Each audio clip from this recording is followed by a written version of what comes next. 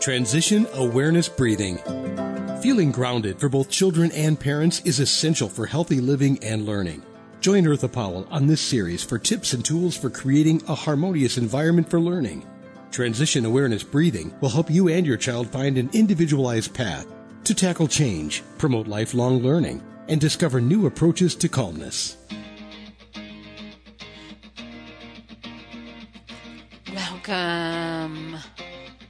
Are you ready to move it, move it, move it, move it? Are you moving, transitioning?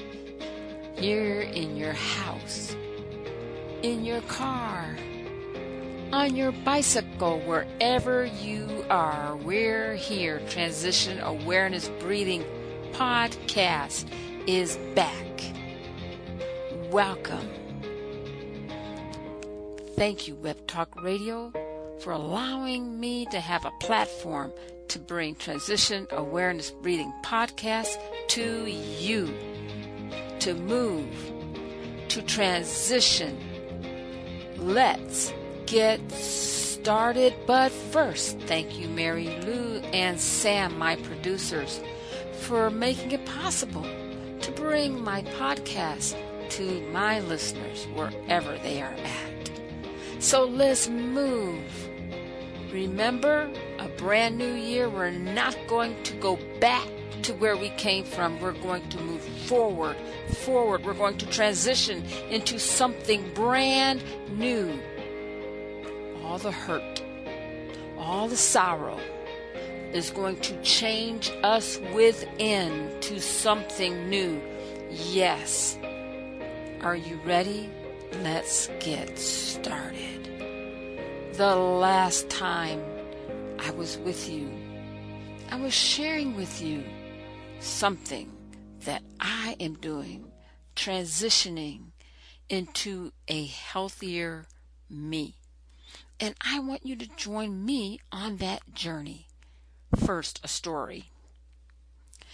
When I was taking a certification class in mindfulness, one of the things the instructor said, and several instructors as I have heard, is when you are facilitating a mindfulness relaxation session, you've got to participate with your participants.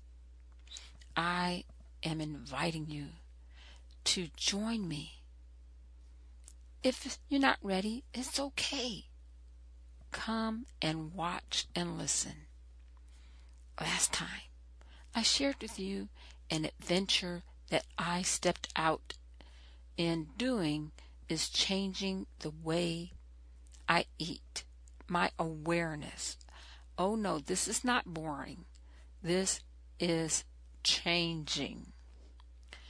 I shared how over the years I became a trash can, so to speak, in eating leftovers from my children's plate because my good intention of not being wasteful wasn't so positive.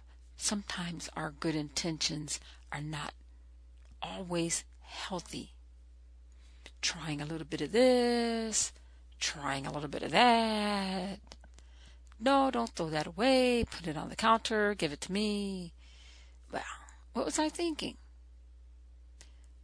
I wasn't thinking that all those teaspoons of this, teaspoons of that, licking the spoon here, added up in not only pounds, but a frame of mind where, it was so important not to throw anything away.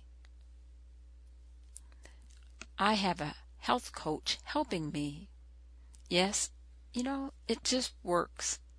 Everybody has something that helps them, and this helps me. But the perspective is when you're talking to somebody and you're verbalizing some of the things that you're going through throughout the week. You can't believe what you're saying. And so my health coach is like an ear. I'm talking to my health coach and telling her, I realized where all those extra pounds came from. I love my children. And I'm so happy that I have a way to provide them with all kind of things that they need, and some things that maybe they don't need so much. But today, I'm sharing with you, in this transition, I think it's important that our children see us really taking care of ourselves in the best way possible. I think it's fair for our children to see us not being a human trash can, that we are selective about what we eat, about what we say, a trash can of the mouth, a trash can of the mind. I think it's healthy to be able to be selective in the things that we put in our body. And so this week, it was very hard for me. Yes, as positive as I really try to always be, I just deep down, I really feel that there's always a positive thing with something. But this week I got a little bit hungrier. I don't know why. It just seemed like the time between my meals was like dragging. It could have had something to do with I was doing a little bit more exercise. And that's why this process works, because it makes me aware of what not only I'm putting in my mouth, but it makes me aware of my activities. And that's so important when we talk about mindfulness and being aware of how we're treating our bodies. It's the only body we will have. It's the only model. We can't trade it in. This is it. And so, as I was aware of what I was doing, I realized, okay. Maybe the increase in exercise has something to do with my increased appetite. But just because I had that increase in hunger, I did not want to eat anything off the plan. I just felt like, okay, I have come this far, and I just don't want to mess everything up, because then I'll have that much more to make up. It's not about starting over again. Remember, this is a new year, and we're leaving the old year behind us. So I'm not going to drag in old behavior from last year. And the rewarding part is when I step on the scale, the weight is coming down. And so I have to reevaluate. Okay, so I'm exercising more.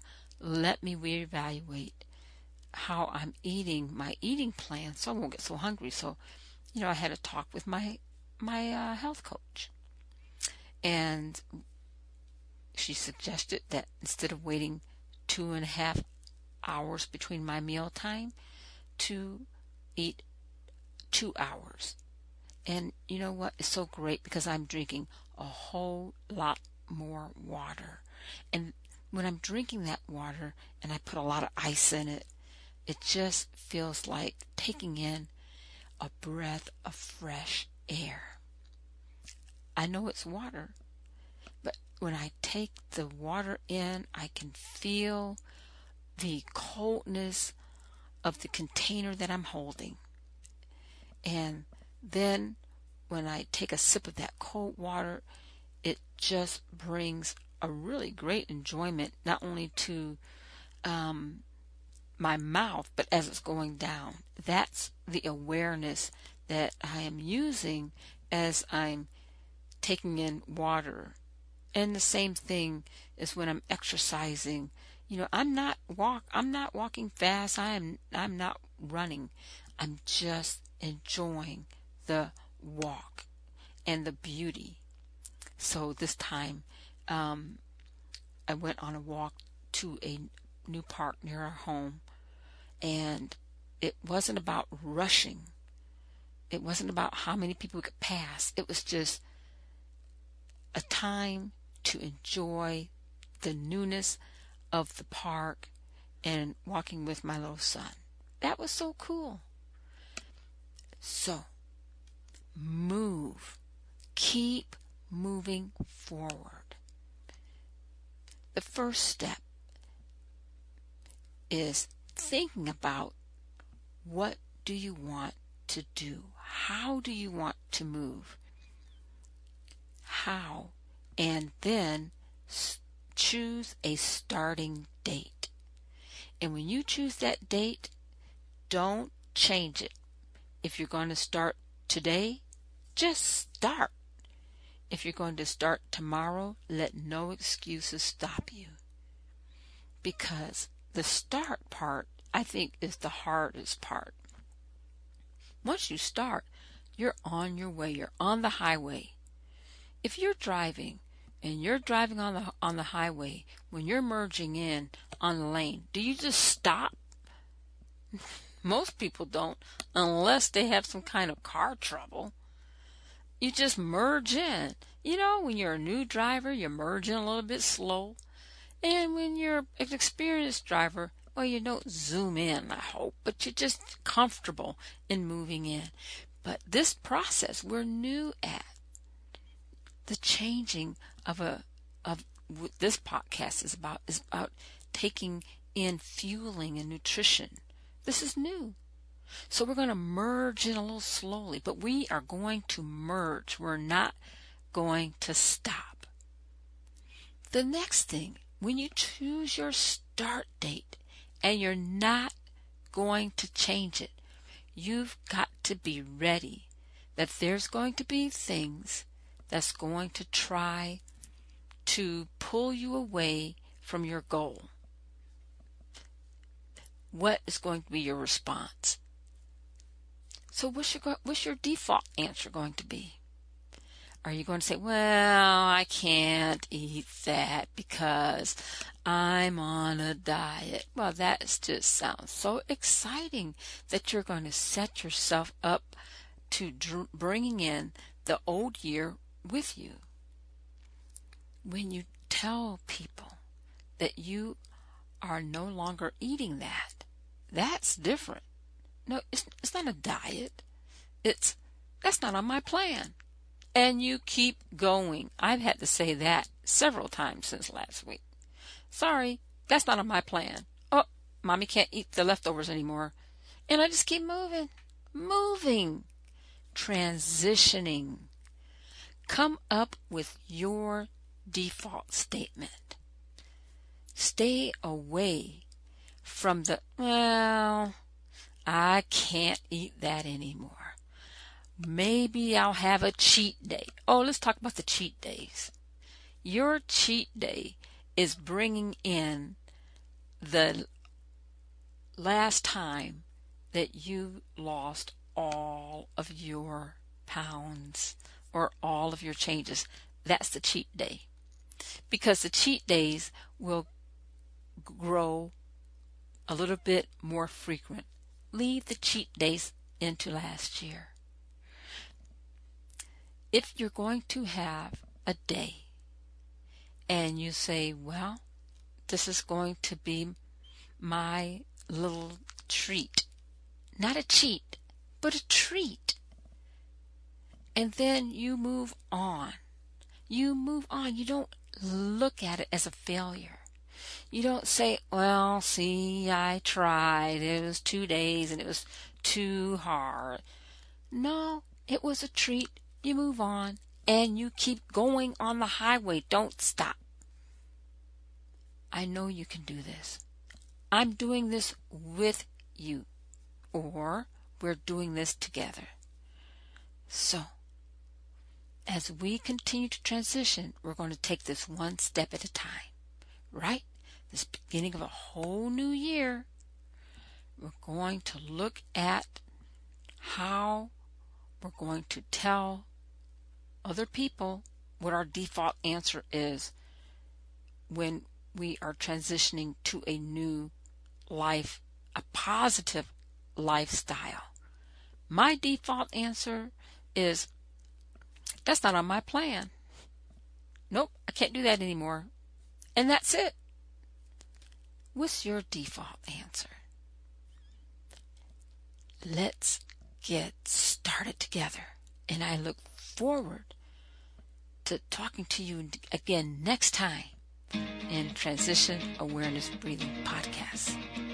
Keep transitioning. Keep moving forward. Have a great week. In the meantime, keep moving. Yes, you can do it. Keep moving, keep moving, keep transitioning. You can do it. Yeah, move it. You can do it. Transitioning. Keep telling yourself, you're merging on. Don't stop. I look forward to seeing you next time. Be sure and pick up a copy of Eartha's new book, Tab Mindfulness, Awareness and Coloring Activities in a Pandemic World. It's not just an ordinary coloring book. It features 23 illustrations to stimulate thought, relaxation, and creativity for anyone between the ages of 4 and 94. Increase your positive self-talk energy. Unlock new creative paths. Transform your time once or twice a week to create beautiful art while strengthening confidence, building positive self-talk, and sensitize self-awareness. Tab Mindfulness, Awareness and Coloring Activities in a Pandemic World. It's available now at Amazon.com.